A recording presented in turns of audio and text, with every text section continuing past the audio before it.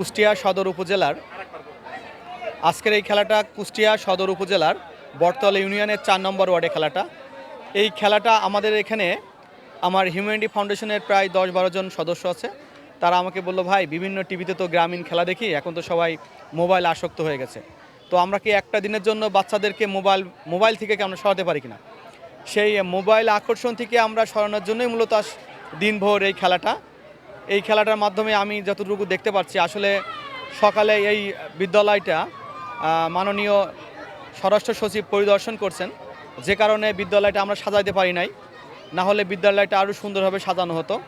তার জন্যই মূলত, এবং সকাল থেকেই দর্শক ছিল, আমাদের ইচ্ছা ছিল সকাল থেকে করা, কিন্তু মাননীয় সচিবের জন্য আমরা ৩টার পর থেকে কার্যক্রম শুরু করেছি। অনেক দর্শনার্থী চলে গেছে প্রচণ্ড রোদ্রের জন্য, এবং এখনও অনেক দর্শনার্থী আছে।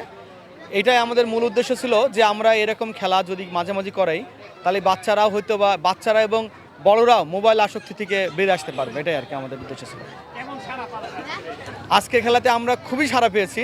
আসলে যদি সচিব সাহেব না আসতেন, তাহলে হয়তো বা আপনারা দেখতে পারতেন কানায় কানায় পরিপূর্ণ হয়ে যেত আমাদের দর্শক। ধন্যবাদ।